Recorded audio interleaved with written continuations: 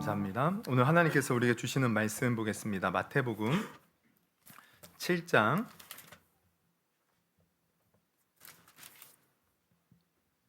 1절에서 우리 5절까지 말씀 보겠습니다. 마태복음 7장 1절에서 5절 우리 한 절씩 우리 교독하겠습니다. 마태복음 7장 1절에서 5절입니다.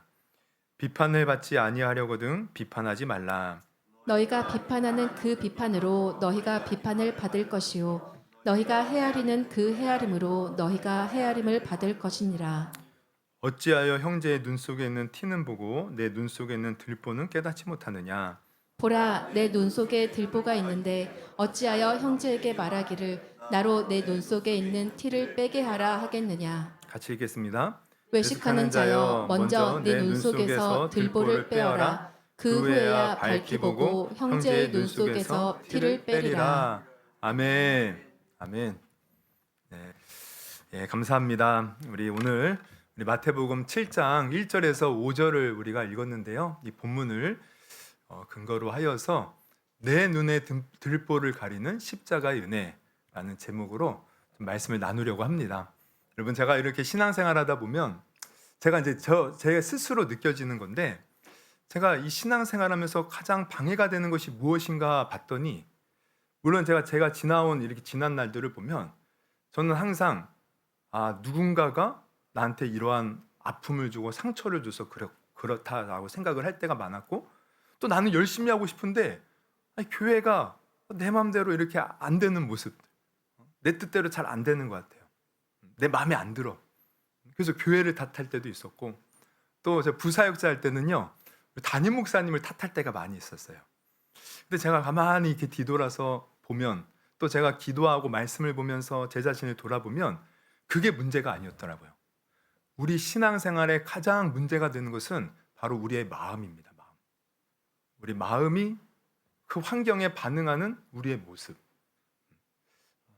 우리가 이제 제가 이렇게 이제 예전에는 그 자기계발서를 많이 봤거든요. 자기계발서를 보면 공통점이 있어요. 뭐냐면 그 어떠한 우리가 이제 위인이라고 하는 인물들을 보면 고난이나 환난이 없었던 사람이 아무도 없습니다. 그 삶에 위기가 항상 있었어요. 근데 위인들은 어떤 사람이냐면 그 위기를 극복한 사람들. 오히려 그 위기를 기회 삼아서 자기를 단련하고 만들어가며 그 가운데서 꽃을 피는 거예요. 근데 실패한 사람들의 공통점을 보면 문제가 닥치고 위기가 닥쳤을 때 그냥 넘어지더라고요. 제가 금요일에도 이제 이렇게 그 금요기도 끝나고 갔더니 이제 우리 건이 금요기도였던가 하여튼 언제였지? 하여튼 그랬는데 우리 건이랑 제가 이제 이렇게 이제 유튜브를 봤어요. 뭘 봤냐면 야구 유튜브. 그래서 우리 그 이제 유명한 야구 선수들 있잖아요. 우리나라 같은 경우는 성동열 여러분 다 아시죠? 그런 선동열 뭐 이런 사람들이 이제 이렇게 삶을 보여주는. 근데 보니까 그 사람들도 다 위기가 있었더라고. 다 뭐 부상을 당하든지 뭐 실력이 이렇게 사람들한테 드러나지 않아서 그냥 잊혀진다든지 뭐 위기가 있었어요. 근데 그 위기를 극복하더라고요. 그리고 훌륭한 역사에 남는 그런 선수가 되었더라고요. 여러분, 그러니까 우리의 신앙도 마찬가지입니다. 우리의 신앙의 가장 큰 문제는 그 위기 가운데 내가 어떻게 대처하고 반응하느냐, 우리의 마음에 있는 거예요. 그래서 제가 이것을 고민하면서 한번 우리 마음을 다루는 설교를 해야겠다라는 생각이 들어, 제가 지금 이제 지난주 말고 이제 그 3주 전부터죠. 그래서 이제 내적 치유라는 어떤 타이틀을 걸고 지금 시리즈 설교를 하고 있는데, 제가 첫째 시간에 나눈 것은 엘리야를 통해서 우리의 어떤 번아웃, 우울, 무기력 뭐 이런 것을 다루었어요. 그것은 죄가 아니라는 겁니다. 여러분, 우리가 우울이 찾아오면 우리 믿는 사람들은 내가 이런 마음 가지면 안 되는데, 하나님 앞에서 항상 기뻐해야 되는데, 감사해야 되는데 왜 내 마음에 이런 마음이 들지? 그러면서 이거를 죄처럼 여겨져요. 그러나 아닙니다. 우리는 연약한 육체를 가지고 있기에 언제든지 우리의 몸과 마음이 약해지면 우울감을 느낄 수 있고 지칠 수 있고 무기력을 느낄 수 있어요. 이거 죄가 아닙니다. 엘리야도 그랬어요. 그 위대했던 선지자 엘리야도 로뎀나무 아래에서 하나님 차라리 나 죽여주세요. 나는 우리 조상들보다 낫지 못합니다. 얼마나 그가 다운됐는지 모릅니다. 근데 하나님은 그를 막 정죄하지 아니하시고 사랑으로 어루만져 주시고 음성을 들려주시고 다시 일어날 수 있도록 힘을 주셨어요. 여러분, 우리가 우울감이 찾아오고 무기력함이 찾아올 때 여러분 죄책감 갖지 마시고 그럴수록 나를 사랑으로 보듬어 주시는 하나님을 바라볼 수 있기를 주님의 이름으로 축원합니다. 그리고 우리 지난주 말고 그 지지난주에는 두 번째 시간인데 우리의 강박적인 어떤 생각들, 우리가 어떤 문제를 만나게 되면 그 문제 속에 와 고민하고 계속 빠져드는 거예요. 계속 그게 떠나지 않는 거예요. 그러면서 오히려 우리가 그 생각 속에 우리가 사로잡혀서 내 삶마저 참 피폐하게 되는. 근데 이게 이제 우리가 심리학적 기제를 보면 내가 통제하지 못하는 어떤 상황을 만나게 되면 내가 그 생각으로 통제해서 내가 극복하려고 해요. 이게 이제 그런 심리 기제가 있는데 거기에 내가 매몰되어 버리는 거예요. 오히려 그것이 나를 통째로 삼켜 버리는 거죠. 그때 우리는 빌립보서 4장 말씀을 통해서 아무것도 염려하지 말고 모든 일에 기도와 간구로 너희 구할 것을 감사함으로 하나님께 아뢰는 그 놀라운 영적 어떤 해결책을 우리가 이제 나누었습니다. 그래서 감사함으로 하나님께 맡겨드리고 내 소관이 아닌 것은 그냥 내버려 두는 거예요. 가만히 생각해 보면 내가 뭐 노력하고 내가 애쓰고 고민한다고 내가 어떻게 할 수 없는 일들이 사실 많이 있습니다. 그것은 그냥 내가 할 수 없구나, 내 소관이 아니구나. 그 누구의 소관이에요? 하나님의 소관이구나. 맡겨버리라는 거예요. 그러면 우리를 사랑하시는 하나님께서 반드시 우리를 지키시고 함께 하십니다. 그래서 우리가 그 안에서 자유함을 누리자 이런 말씀을 나누었고요. 이제 오늘은 우리가 그렇게 어떤 감정적인 것 또 생각적인 것을 나누었다면 좀 약간 관계적인 측면에서 좀 말씀을 나누려고 해요. 우리가 이제 가만히 이렇게 신앙생활하다 보면 여러분 우리가 이렇게 교회나 아니면 직장 어떤 가정에서 이렇게 살다 보면 유독 남의 허물과 잘못에 대해 날카롭게 반응하고 지적하는 분들을 보게 돼요. 물론 다 이유가 있죠. 우리 공동체를 위한 거다, 질서를 세우기 위한 거다라는 명분을 세우지만 말할 때마다 상대방의 마음을 베는 날카로운 가시가 돋쳐 있어요. 저 사람은 왜 저렇게 인사를 해? 저 사람은 왜 저렇게 처리해? 일을 하지? 저 사람은 왜 저 모양이지? 타인의 작은 실수나 약점을 어쩜 기가 막히게 잡아내요. 기가 막히게. 그러나 이상하게도 자신의 모난 성격이나 단점, 자신의 실수에는 놀라울 정도로 관대합니다. 아니, 아예 자기는 보지 못해요. 제가 예전에 몇 번을 얘기한 건데 제가 큰 교회에서 이제 사역할 때 전도사일 때요. 근데 이제 어떤 청년이 이제 그 아버님이 돌아가셨어요. 그래서 그 담당하는 목사님하고 제가 이제 어떻게 가게 되었습니다. 근데 가는 이제 차 안에서 그 목사님이 저한테 그래요. 장례식 때는 이런 것을 주의해야 된다. 그러면서 저한테 이제 알려줘요, 막 가르쳐줘요. 그러면서 한 가지 하는 얘기가 뭐냐면 장례식 가면 이제 목사님들이 꼭 실수하는 게 뭐냐면 우리가 이제 흔히 기도할 때 버릇처럼 어떻게 기도해요? 하나님 감사합니다 이렇게 기도하잖아요. 늘 기도하는 거 보세요. 항상 하나님 감사합니다 이거부터 시작해요. 근데 장례식에 가서 그것이 이제 목사님들이 버릇처럼 장례가 터져서 지금 슬픔 가운데 있는데 목사님들이 버릇처럼 하나님 감사합니다 이렇게 기도한다는 거예요. 이게 절대로 하면 안 된다는 거예요. 그래서 제가 맞다 고개를 끄덕이면서 좋은 말이다 이제 이러고 갔어요. 갔더니 이제 지금도 생각나는 게 그 구로 이제 성심병원의 장례식장이 지하에 있는 데인데 좀 이렇게 오래됐어요 여기가. 그래서 좀 시설도 좋지 않고 근데 특히 그 이제 빈소가 사람이 별로 없더라고요.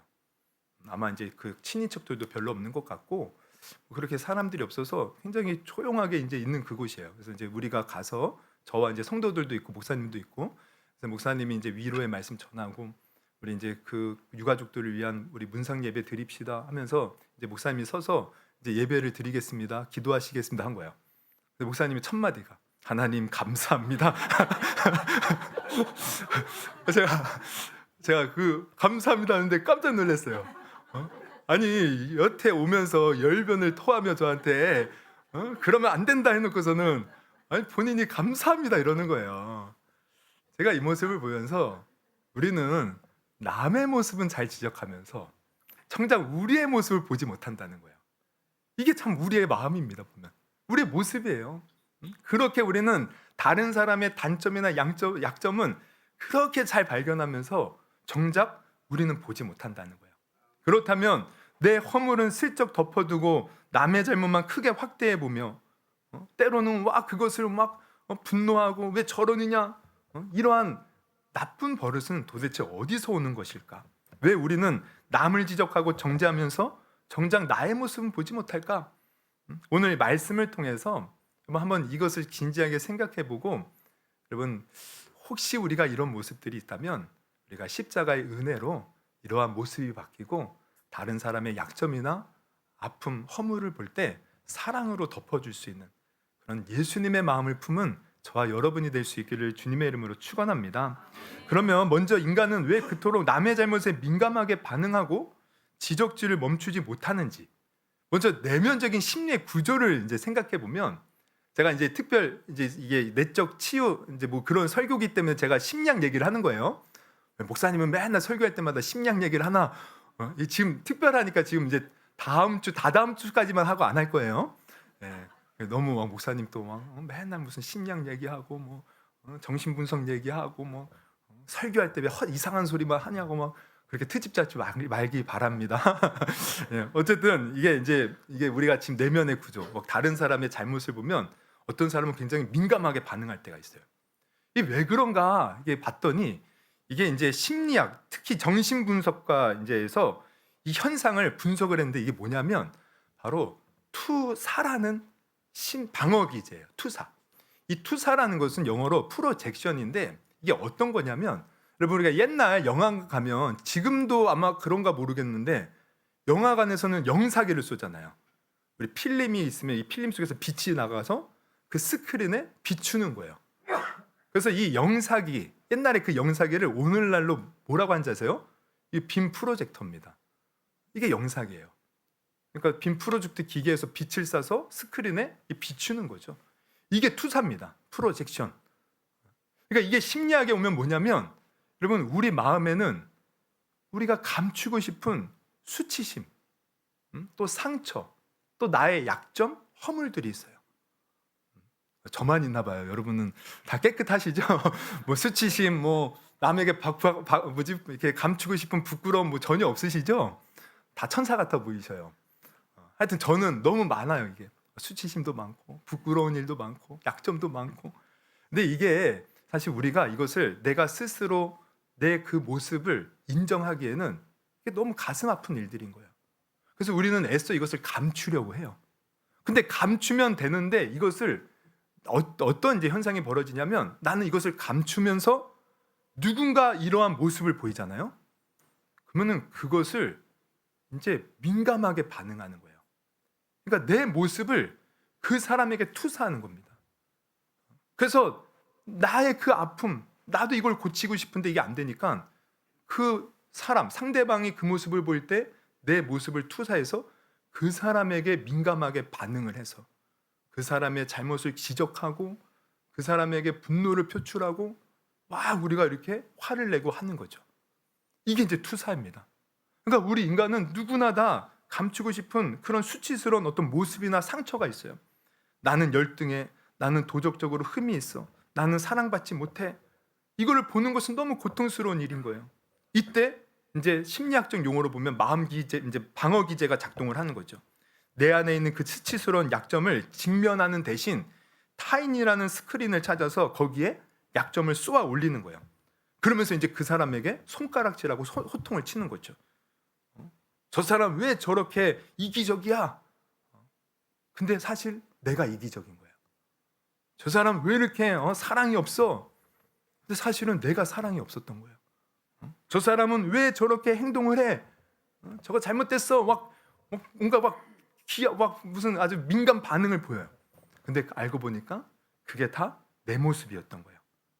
그러니까 내 안에 내가 인정하지 못하는 모습들, 이것을 감추고 싶어.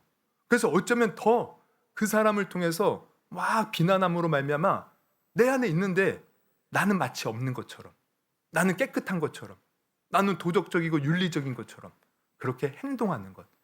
이게 바로 지적질이고 다른 사람의 약점과 허물을 민감하게 보이는 반응의 모습이라는 거예요. 근데 성경을 보면 이 모습을 정말 아주 완벽하게 보여주는 사람이 있습니다. 그게 누구냐? 우리가 잘 아는 다윗입니다. 다윗. 여러분, 다윗이 밧세바를 범하게 되죠. 그리고 그 죄를 숨기기 위해서 그 남편 우리아를 전쟁터에서 죽게 만들어요. 그리고 이것을 아무도 모르겠지 하고 꽁꽁 숨겨둬요. 그러나 그의 마음은 이미 극심한 죄책감과 수치심으로 까맣게 타들어가고 있었습니다. 저는 그렇게 생각해요. 그 하나님을 사랑하는 다윗이 그 죄를 짓고 마음이 편치 않았을 거예요. 그래서 시편을 보면 그가 정말 그런 고백들이 있어요. 자기가 죄악 가운데 있었을 때 하나님이 자기의 뼈를 누르듯 자기가 아주 메말라가는 그 고백 표현하는 것들이 있어요. 근데 그렇게 이제 죄를 숨기고 그렇게 이제 지내던 어느 날 이제 나단 선지자가 하나님의 어떤 이제 계시를 받고 오죠.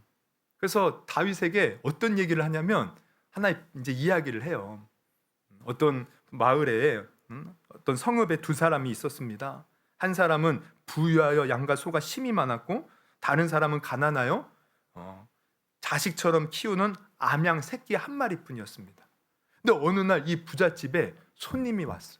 이 부자가 어떻게 해요? 그 가난한 사람의 암양 새끼를 빼앗아서 그것으로 손님을 대접한 거예요. 왕이여, 이런 사람이 있습니다. 그랬더니 이때 다윗이 어떻게 합니까? 그 얘기를 듣자마자 굉장히 민감하게 반응해요. 노발대발을 하면서 사무엘하 12장 5절에 보면 다윗이 그 사람을 말미암아 노하여, 이 노한다는 게 아주 격한 표현입니다.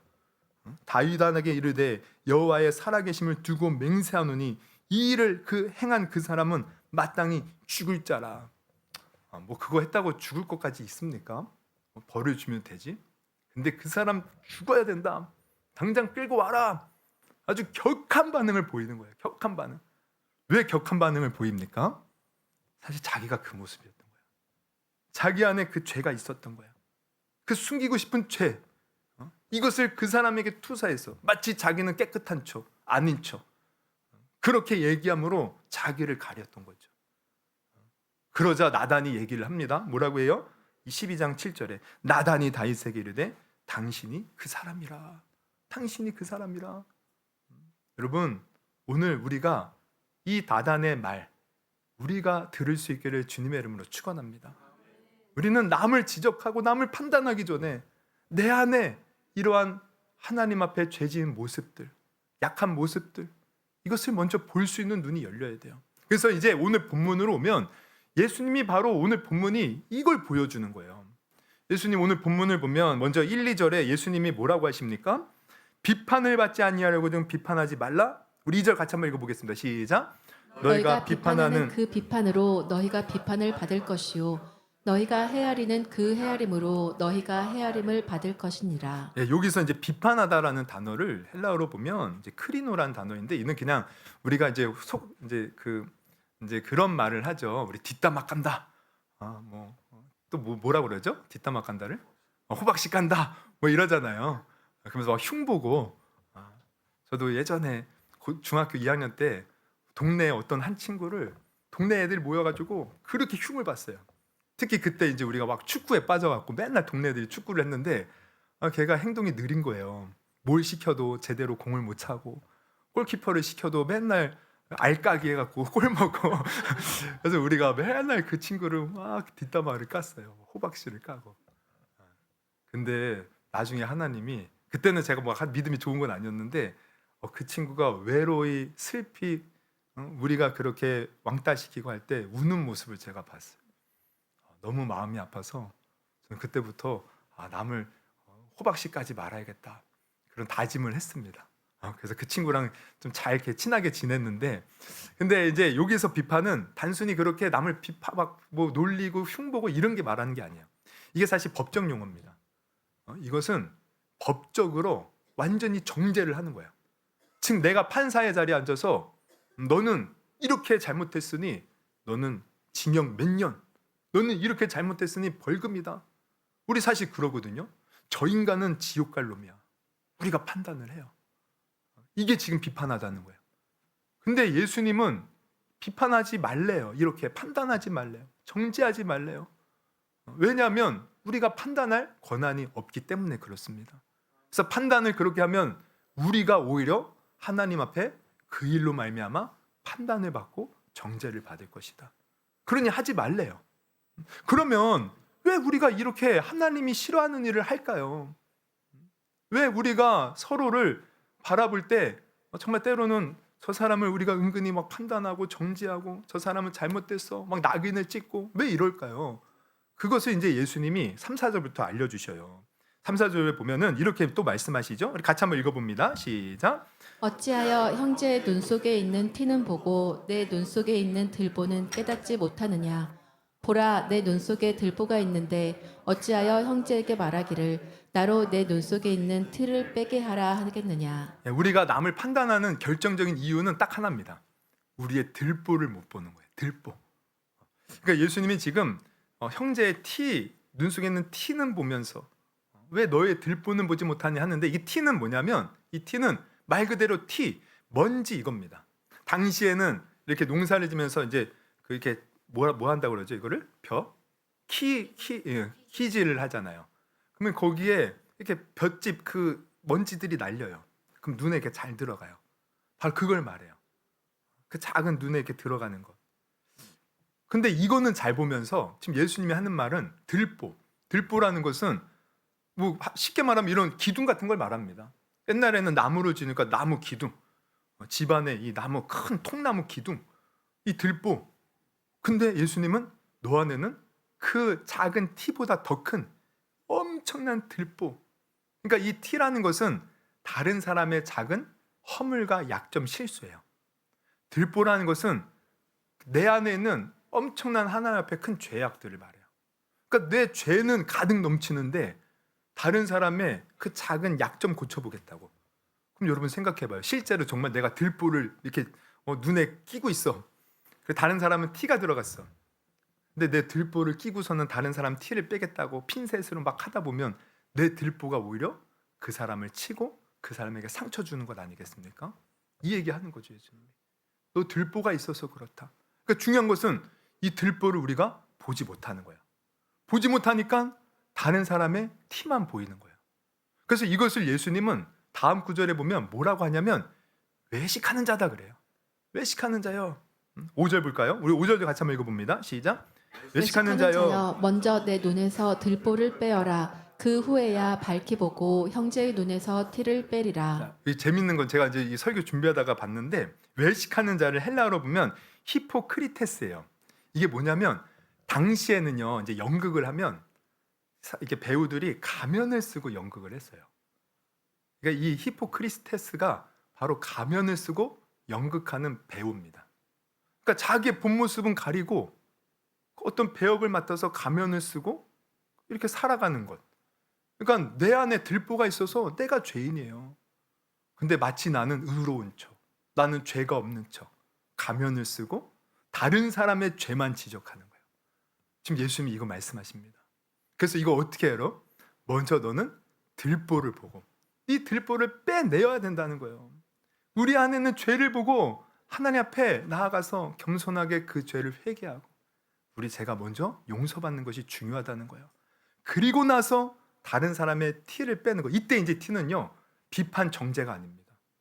하나님의 놀라운 사랑의 은혜를 받은 사람은 다른 사람의 약점과 허물을 볼 때 긍휼의 마음, 자비의 마음으로 그 사람을 품어주는 티를 빼는 작업을 하는 거예요. 그 사람이 잘 되기를 바라는 마음. 여러분 예수님이 지금 이 말씀을 통해 이 처방전을 내려주고 있어요. 그러면 이 말씀을 통해 우리는 어떻게 실제 삶에서 적용해야 되는가? 첫째 이겁니다. 첫째는 남을 향하던 손가락질을 먼저 나 자신을 향해 돌리는 연습을 해야 돼요. 여러분 한번 손을 펴보십시오. 그리고 누군가를 향해 이렇게 손가락질 해보십시오. 손가락질 해보세요. 이렇게 손가락질. 왜 이렇게 손가락질 하세요? 손가락질 이렇게요. 당신 잘못했어 이래요? 왜 당신 하면 이러잖아요. 그러면 우리가 손가락을 보면 이제 당신을 가리킬 때는 손가락이 하나예요. 그 사람 향한. 그러나 나머지 뭐 엄지는 뭐 그렇다 치고 나머지 세 손가락은 나를 향한다는 거예요. 이것을 항상 우리가 기억해야 돼요. 남을 지적하기 전에 나는 나를 자신을 먼저 보는 연습을 해야 된다. 나를 먼저 보는 거예요. 그러니까 항상 우리가 의식적으로 다른 사람이 뭔가 막 눈에 거슬려. 저 사람이 자꾸 눈에 거슬리고 행동과 말투, 모든 삶, 자꾸 그 죄를 내가 지적하고 싶고, 그 죄에 대한 분노가 일어나고, 그때 우리는 우리를 봐야 되는 거야. 아까 우리가 투사 제가 말씀드렸죠. 어쩌면 내가 거기에 민감 반응 보이는 것은 그 모습이 나에게 있을 수 있습니다. 나. 어쩌면 그 모습이 내 안에 숨어 있기 때문에 내가 민감하게 반응할 수 있는 거예요. 그래서 우리는 다른 사람의 죄가 보일 때 하나님, 내가 왜 이렇게 반응을 할까요? 혹시 내 안에 숨겨진 죄가 있습니까? 하나님, 보게 하여 주옵소서. 내 안에 숨겨진 열등감, 과거의 상처, 은밀한 어떤 그러한 것들이, 아픔들이 있습니까? 하나님, 나를 보게 하여 주옵소서. 저 사람을 정죄하는 마음을 주님 거두어 주시고 오히려 그 사람을 불쌍히 여기는 마음을 갖게 하여 주옵소서. 그래서 여러분, 우리 이 연습을 통해서 먼저 내 자신을 보고 항상 우리는 겸손하게 하나님 앞에 나아갈 수 있는 그 겸손함이 있어야 됩니다. 이게 사실 복이에요. 여러분, 이거 정말 복입니다. 제가 금요기도회 때도 설교했지만 여러분, 야곱이 약복강가에서 씨름하던 하나님과 기도를 하죠. 그러면 우리가 생각해봐요. 그 기도의 내용들은 뭘까? 아마 그런 걸 거예요. 하나님, 저 형이 아직까지 그 20년이 지났는데도 분노를 풀지 못하고 어떻게 400명을 이끌고 옵니까? 저 형 옛날 어렸을 때부터도 부모님 말씀 듣지 않고 막 이방 여인과 막 결혼도 하고 또 장자로서 역할도 제대로 못하고 저 형 여전히 변하지 않았군요. 하나님, 저 마음을 녹여주세요. 뭐 이렇게 기도했을 수도 있어요. 하나님, 내가 열심히 하나님 은혜 가운데 왔는데 왜 이런 위기를 주십니까? 위기에서 벗어나게 해주세요. 근데 그가 하나님과 씨름하듯 기도하다가 환도뼈가 골절이 납니다. 환도뼈라는 것은 제가 금요기도회 때 설교 다 했지만 바로 우리 자아를 지탱하고 있던, 내가 의지하고 있던 것이에요. 하나님 그거 치셨어요. 더 이상 자기가 어떻게 할 수 없어요. 그때 그는 하나님 앞에 비로소 자기 자신을 봅니다. 그때 하나님이 물어보셔요. 내 이름이 무엇이냐? 이 내 이름이 무엇이냐 물어보는 것은 사실 이 성경에서 이름은요, 그 사람의 인생 전체를 보여주는 것이거든요. 그러니까 이 이름이 뭐냐고 물어보는 것은 너 지금까지 어떻게 살아왔느냐 물어보는 거야. 그때 처음으로 야곱은 진실하게 자기 모습을 보고 하나님께 대답합니다. 나는 야곱입니다. 여러분, 야곱이란 뜻이 뭐예요? 사기꾼, 속이는 자, 다른 사람의 발 뒤꿈치 잡는 자, 이거예요. 그러니까 내가 야곱입니다 고백하는 것은 뭘 얘기하냐면, 하나님, 나는 지금까지 사기꾼 같은 인생 살아왔습니다. 형 엄마 뱃속에서 태어날 때부터 형 시기에서 형 발 뒤꿈치 잡고 나왔고요. 또 팥죽으로 형의 장자권 빼앗았고요. 또 아버지와 형을 속여서 내가 축복기도 받은 자입니다. 또 라반의 집에 왔을 때도 제가 알록달록 막 양떼들을 만들어서 그렇게 나는 빼앗듯 재산을 불륜 사람입니다. 나는 죄인입니다. 주님, 이걸 본 거예요. 여러분, 우리도 이렇게 우리 자신을 하나님 앞에 진실하게 볼 수 있는 믿음의 눈이 열릴 수 있기를 주님의 이름으로 축원합니다. 그랬더니 놀라운 일은 뭐냐면, 하나님은 그런 야곱에게 이렇게 말씀하셔요. 창세기 32장 27절 28절 보면, 그 사람이 그에게 이르되 내 이름이 무엇이냐? 그가 이르되 야곱이니이다. 28절 같이 한번 읽어볼까요? 시작. 그가 이르되 내 이름을 다시는 야곱이라 부를 것이 아니요 이스라엘이라 부를 것이니 이는 내가 하나님과 및 사람들과 겨루어 이겼음이니라. 여러분, 야곱이 한 일은 그저 나 죄인입니다 이거 고백한 것밖에 없어요. 근데 하나님은 네 이름 더 이상 야곱이라고 하지 마. 네가 지금까지 어떤 인생을 살아왔든, 그 사기꾼 같은 인생 살았던 내가 다 용서하고 없던 걸로 하겠다. 너는 이제 이스라엘이다. 이스라엘은 하나님과 겨루어 이긴 자라는 뜻도 있고요, 하나님의 황태자라는 뜻도 있어요. 너는 나의 존귀한 자야. 아니, 다 야곱이 한 게 뭐가 있습니까? 자기 자신을 솔직하게 보고, 하나님, 나 죄인이에요. 나를 불쌍히 여겨주세요. 이 고백밖에 없어요. 근데 이게 사실은요, 오늘날 우리가 예수 믿는 사람의 태도입니다. 우리가 예수 믿는다는 게 뭡니까? 사실 내가 죄인임을 인정하는 거예요. 하나님, 나는 죄인이라 지옥 갈 수밖에 없는 구제불능 정말 비참한 자입니다. 이 같은 죄인을 용서하시옵소서. 그때 하나님은 예수님을 보여주시는 거죠. 그래, 이 예수를 믿어라. 이 예수님이 너의 모든 죄를 해결해주고 너의 구원자가 되었다. 그래서 나의 죄인임을 인정하고 예수님을 믿음으로 우리는 예수 안에서 어떻게 해요? 새로운 피조물로 태어나는 거예요. 주 예수를 믿는 자, 그 이름을 영접하는 자, 하나님의 자녀가 되는 권세를 얻는 것입니다. 천국 백성이 되는 거예요. 거룩한 나라, 그분의 소유된 백성, 우리는 왕 같은 제사장이 되는 줄 여러분 믿으시기를 주님의 이름으로 축원합니다. 누가? 내가 죄인임을 인정하고 하나 앞에 겸손히 나아가는 자가. 이겁니다. 그러니까 우리가 항상 다른 사람의 죄가 보이거든 여러분 먼저 나를 볼 수 있기를 주님의 이름으로 축원합니다. 내 들보를 먼저 빼내야 되는 거예요. 그리고 두 번째로 우리가 실천해야 될 것은 내 들보를 덮어주신 십자가의 은혜를 묵상하는 겁니다. 여러분 정말 내가 죄인이에요. 우리는 정말 우리 자신을 샅샅이 한번 살펴보십시오. 우리 많은 죄 짓고 살았어요.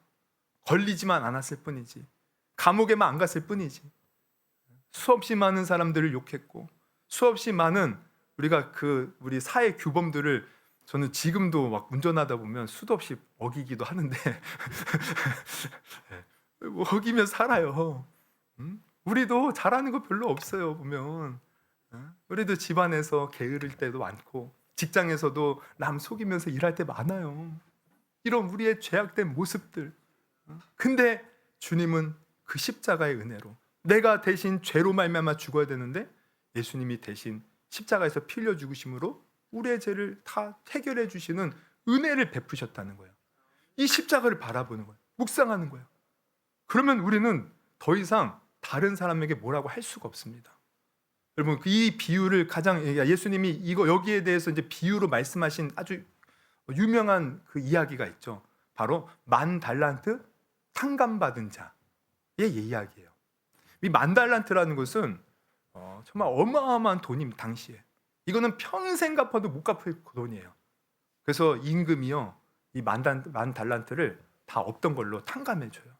근데 이렇게 탕감받은 사람이 집으로 가다가 자기 동료를 만나는데 그 동료는 이 사람한테 100데나리온 빚진 사람입니다. 그럼 여러분이 만약에 내가 100억이 있었는데 100억 빚이 있었는데 어떻게 해서 이게 다 해결됐어. 내가 해결한 게 아니고 누가 그냥 용서해 줬어. 근데 누가 나한테 100만 원 빚진 사람이 있어. 그럼 여러분 그 100만 원 받으시겠습니까? 내가 그 100억을 다 탕감받았다면 나도 그냥 100만 원 그냥 없던 걸로 할 것 같아요. 근데 이 사람은요 그 100데나리온 진 사람을 멱살을 잡고 갚지 않는다고 옥에 가둬버렸어요. 이 이야기를 통해서 예수님이 하시는 게 뭐냐면 너는 하나님께 100달란트 빚진 그 모든 것을 탕감받은 것처럼 너 죄 다 용서받았다. 근데 그 용서받았는데 조금 세상에서 너한테 조금 잘못하는 그 사람 너 용서할 수 없니? 용서하라는 거죠. 우리가 십자가의 은혜를 바라보는 이유가 여기 있어요. 십자가를 바라보며 내 죄가 용서받은 것을 아는 사람이 다른 사람의 허물과 약점을 볼 때 긍휼히 여기고 자비를 베풀며 그 사람을 사랑으로 품어줄 수 있는 마음을 가질 수 있다는 것이에요. 그래서 우리는 열심히 어떻게 해야 돼요? 십자가의 그 은혜를 바라봐야 됩니다. 십자가를 묵상해야 돼요. 자꾸만 내 속에서 다른 사람을 정죄하고 싶은 마음이 들 때마다 우리는 십자가 밑으로 가야 되는 것이에요. 여러분 우리나라 목사님 이제 그 기독교 한국사 중에 뭐 사랑으로 가장 이렇게 유명하신 분, 사랑의 원자탄 손양한 목사님이시죠. 손양한 목사님이 왜 사랑의 원자탄이냐? 그 아들이요 이제 그 여수 순천 그 반란 사건이 일어났을 때 그 두 아들을 잃어요. 아들 동인과 동신이 시체가 마당으로 들어와요. 누가 죽였느냐? 바로 자익 사상에 물든 그 동네 청년 안재선이라는 청년이 죽였어요. 총으로. 그리고 이제 그 반란 사건이 진압이 되고 이제 안재선이 잡히게 되죠. 근데 안재선이 이제 그 재판을 받고 이제 사형을 받게 돼요. 이때 손양은 목사님이 어떻게 합니까? 사람을 보내서 그 딸 손동이 지금 권사님이 좀 돌아가셨는지 모르겠는데 그 손동이를 보내서 절대로 안재선을 죽이지 말라고 합니다. 우리 다 용서했으니 그 안재선을 살려달라. 그래서 동이가 막 아버지한테 따지죠. 그런 원수 같은 인간을 왜 살려두냐고. 당연히 죽어야 마땅하지 않습니까? 하면서 막 따져요. 그래도 이 손양한 목사님이 살리게 해요. 그런데 여기서 그치지 않습니다. 그 안제선을 심지어 자기의 양아들 삼아요. 부모가 없는 것을 불쌍히 여기고 양아들로 삼는 거예요. 그러면 어떻게 해? 송양호 목사님은 아니 그 뭐 용서하는 건 뭐 그렇다 치지만 어떻게 그 원수 같은 인간을 자기 양아들로 삼고 그를 후원해 줄 수 있을까? 여러분, 송양호 목사님이 성품이 좋아서가 아닙니다. 손양한 목사님이 그 안제선에 대한 분노를 가질 때 아마 분노를 가졌겠죠. 자기 그 정말 사랑하는 두 아들, 똑똑하고 뭐 유학도 가려고 아주 잘 나가는 그런 아이들이었어요. 그 아이들을 잃었을 때 얼마나 마음이 아프고 또 안제선을 향해서 분노가 나왔겠습니까? 근데 그렇게 분노가 날 때 이 손양한 목사님은 십자가를 바라본 거예요. 십자가. 저 안제선의 들보, 하나님 저 들보 어떻게 합니까? 그때 자기의 들보를 보는 거야. 나도 하나님 앞에 죄인이었지. 나도 하나님 앞에 용서받지 못할 죄인이었지. 내가 하나님 앞에 큰 사랑을 받고 용서를 받았는데 나도 예수님의 이름으로 용서하는 것이 마땅하지 않는가? 이 손양호 목사님이 그 안제선을 용서하고 양아들 삼은 건 다른 게 아니에요. 그 십자가를 바라보고 십자가의 은혜를 깨달았기 때문임을 여러분 아시기를 주님의 이름으로 축원합니다. 그러니까 여러분, 우리가 내 앞에 있는 사람의 죄만 바라보면 우리는 돌을 들 수밖에 없어요. 저 죄 있는 자를 죽여야 된다. 근데 우리가 십자가를 바라보는 순간 그때부터는 더 이상 그 사람의 죄가 보이는 것이 아니라, 티가 보이는 것이 아니라 나의 들보가 보이는 겁니다. 하나님 앞에 내가 이런 죄인이었지. 근데 내가 용서받았지. 여러분, 저는 이걸 많이 경험하면서 살아요. 저도. 제가 특히 이제 제가 우리 집에서 이렇게 지낼 때 이제 우리 집안의 여자들이 아주 기가 셉니다. 아주 그냥 잔소리도 허벌나요. 그래서 제가 어렸을 때부터 정말 상처 투성이에요. 막. 그래서 제가 살짝 이렇게 성격이 소심한 것도 항상 제가 뭘 하면은 니까지 있게 못하는 놈이. 제가 사실 고등학교 때도 우리 고등학교 이제 중창단이 있었어요. 그 유레카라고 중창단. 근데 너무 그 선배들이 노래하는 모습이 멋있어서 저도 당당하게 오디션을 보고 합격을 했습니다. 저는 기쁨으로 엄마 나 중창단에 합격했어. 그랬더니 어머니 하는 말, 노래도 못하는 녀석이 뭔 중창단이야. 당장 때려쳐. 얼마나 제가 상처받았는지 몰라요. 하여튼 그런 상처를 제가 안고 뭐 말하자면 뭐 끝도 없는데 그 상처를 받고 이제 이렇게 이제 지내다가 20대 때 방황을 하고 이제 29살 때 예수님을 극적으로 만나서 제가 완전히 개가천선을 하죠. 완전히 변화되었어요. 여러분, 제가 20대 때 찍은 제 주민등록 사진을 보시면 아마 깜짝 놀라실 겁니다. 웬 도둑놈이 여기 있나? 완전히 변화돼요. 그래서 정말 너무 은혜가 커서 늘 막 기도하다가 집에 이제 늦게 들어갈 때가 많이 있는데 하루는 기도하고 이제 왔어요. 열심히 기도하고. 제가 뭐 놀다 왔습니까? 뭐 다른 거 하다 왔습니까? 근데 기도하고 늦게 왔는데 그거 늦게 왔다고 무슨 기도는 기도야. 그래서 일찍 다녀오면서 막 잔소리를 하는데요. 막 제 안에 막 그동안 쌓여있던 분노가 막 불고불고 끓는 거예요. 그냥 신경질을 내고 뛰쳐나왔어요. 그때 이제 10시가 넘었는데. 그래서 이제 동네를 배회하다가 이제 우리 동네에 교회가 몇 군데 있는데 제가 이제 그 제 본교회 못 가면은 항상 가는 교회가 있어요. 거기 가서 지하에 이렇게 이제 신발을 벗고 이제 들어가서 이제 마루입니다. 이렇게 언제든지 기도할 수 있는 공간이 있어요. 가서 이제 기도를 하는 거죠. 하나님, 나 어렸을 때부터 이런 상처받고 자랐는데 나 도무지 이제 못 삽니다. 나 집을 나가든지 그러면서 막 일을 가면서 막 씩씩거리면서 막 기도를 했어요. 한참을 한 1시간이 좀 지났을 거예요. 이제 1시간 지나니까 한 11시 이제 넘어가잖아요. 그러니까 또 집에 가고 또 내일 일가가 있으니 또 잠자리에 들고 해야 돼서 이제 가야지 하고 일어서려는 순간 그 이제 그 앞에 이제 빨간 십자가가 있었거든요. 그 빨간 십자가가 눈에 확 들어오는 거예요. 그러면서 하나님이 그 순간 저에게 말씀하시는 것 같아요. 야, 내가 너를 언제 구원했느냐? 언제 구원했느냐? 이 질문은 그거예요. 제가 그 말씀을 듣는 순간, 제가 구원받았던 그 순간, 저는 20대 때 방황하면서 하나님이 없다 여기고 죄송하지만 정말 세상 사람들 똑같이 온갖 죄 지으면서 그렇게 살아왔어요. 하나님을 원망하고 교회를 비판하고 그리고 온갖 나쁜 짓 하며 살아왔어요. 그리고 모든 것을 막 사기당하고 막 그래서 다 잃어버리고 빈털터리가 되어 막 술에 찌들어 몸이 다 박살난 그때, 아무 소망이 없는 그때 주님이 날 찾아와 주셔서 저를 만나 주시고 저를 주의 종으로 부르셨거든요. 그걸 생각나게 하는 거예요.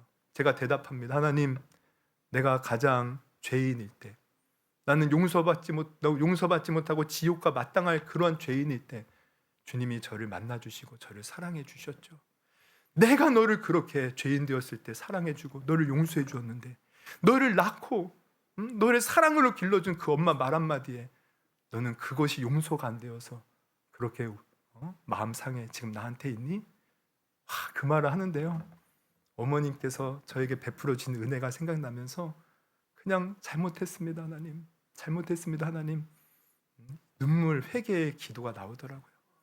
여러분, 우리 자신을 십자가 앞에서 내려놓고 우리 자신을 보는 것, 이것이 하나님의 은혜입니다. 은혜.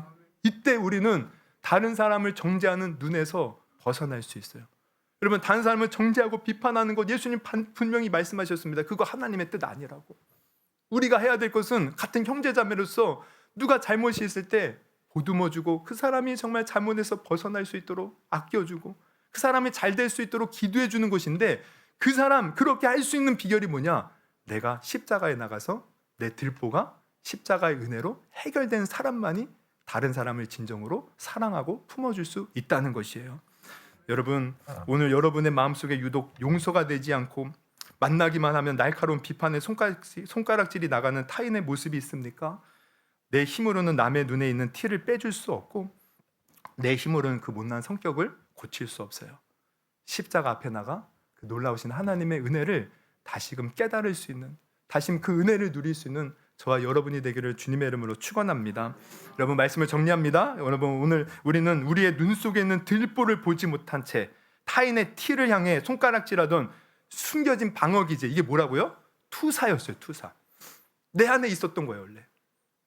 근데 이거를 감추려고 우리는 다른 사람에게 뒤집어 씌우고 다른 사람을 판단하고 욕하고 있었던 거예요. 여러분, 오늘 예수님은 그래서 우리에게 처방전을 내려주시는데 뭡니까? 먼저 너의 들보를 빼내어라는 거예요. 십자가의 그 은혜로 빼내어라. 그래서 이것을 빼기 위해서 우리가 해야 할 일은 먼저 끊임없이 다른 사람을 손가락질하기 전에 나를 살펴보는 겁니다. 여러분, 나를 먼저 살펴볼 수 있는 은혜가 있기를 주님의 이름으로 축원합니다. 그리고 정말 나를 살펴봤을 때, 여러분, 그렇다고 내가 죄인이야, 나는 끝났어, 이게 아니고 이런 죄인을 용서하신 십자가의 그 은혜를 바라보십시오. 예수님은 내가 죄인 되었을 때 십자가에 달려 죽으셨어요. 우리가 하나님을 몰라 방황하고 헤맬 때 먼저 우리를 찾아오시고 구원의 은혜를 베푸신 우리 하나님이십니다. 그 하나님의 은혜를 여러분 누림으로 말미암아 우리가, 그리고 난 후에 다른 사람의 티를, 예수님 티를 빼주래요. 아예 빼지 말라는 게 아니에요. 근데 이 사랑으로 무장하고 빼라는 거죠. 내 들보를 해결하지 않고 우리가 티를 빼려고 하면 다른 사람에게 상처가 되지만, 내가 먼저 십자가의 은혜를 경험하고 사랑의 마음으로 다른 사람이 잘 되기를 바랄 때, 그때 놀라운 하나님의 은혜가 우리 삶 가운데 가득 넘칠 줄 믿습니다. 할렐루야. 우리 한번 기도하는 시간 같습니다. 한번 이 시간 기도하실 때, 여러분, 우리 예수님 비판하지 말라, 그 비판하는 것도 너희가 비판을 받을 것이다 하십니다. 그러면서 하시는 말씀, 들보를 빼내라는 거예요. 여러분, 이거 부끄러운 거 아닙니다. 우리는 하나님 앞에 내 죄를 숨기려고 할수록 그게 오히려 나의 삶을 망치는 거예요. 하나님은 우리 있는 모습 그대로 오기를 원하셔요. 우리가 죄된 모습 그대로. 그래서 솔직하게 우리가 나의 죄를 인정하고 그 십자가의 은혜를 구할 때 하나님은 무한한 사랑으로 우리를 덮어주십니다. 여러분, 그 은혜 있습니까? 오늘 그 은혜를 다시금 회복할 수 있기를 바라고요. 그 은혜로 우리가 다른 사람을 티를 보기 전에 그 사람을 사랑으로 품어줄 수 있는 저와 여러분이 되었으면 좋겠습니다. 그래서 이 시간 기도하실 때 하나님, 내가 다른 사람의 잘못이 자꾸 눈에 띌 때 나를 볼 수 있는 눈을 허락하여 주옵소서. 그리고 이런 나를 용서하신 주님의 십자가의 은혜를 알게 하여 주시옵소서. 그리고 그 사랑으로 세상에 나가 주의 영광을 드러내게 하여 주옵소서. 우리 주여 한번 부르시고 우리 기도하시겠습니다. 주여.